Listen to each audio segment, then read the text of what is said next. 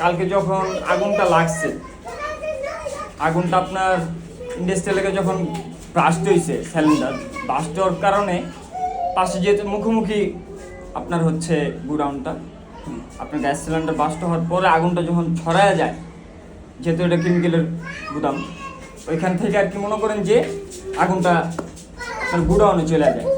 তো গোডাউনে যখন ছড়া যায় তখন আশেপাশে আরও যে কটা ফ্যাক্টরি আছে ওটার সাথে কেমিক্যালের, তো এই গোডাউনের সাথে মনে করেন যে পাশাপাশি অনেক ছিলেন?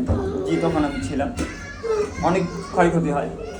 তারপর আর কি মালিক পক্ষ যিনি আসছে যার গোডাউন, ওনাকে আর কি দেখলাম, দেখার পর উনি গেছে, যখন আগুন লাগছে তখন দেখে উনি চলে আসলো। আসার পরে আমার হচ্ছে আপনার এই 6 নম্বর রোডে, 6 নম্বর রোডে উনি স্টপ মানে হ্যাঁ এটাই 6, মানে উনি হঠাৎ করে আর কি টেনশন, কারণ এত টাকার মাল পড়ছে, যদি আমারও পড়ে অবশ্যই আমিও টেনশন, আমি যে কোনো অসুস্থ ইয়ে হয়ে যাবো। তো আমি দেখছি যে উনি দাঁড়ায় থেকে ধাপ করে মাটিতে পড়ে গেল এখানে জি 6 নম্বর রোডে। তারপর ওনাকে ধরে নিয়ে মনে হয় হসপিটালে গেছে না কোথায় গেছে তার সঠিক বলতে পারলাম না, তার আমি আত্মীয় যতটুকু স্বজন- জানি আর কি উনি স্টপ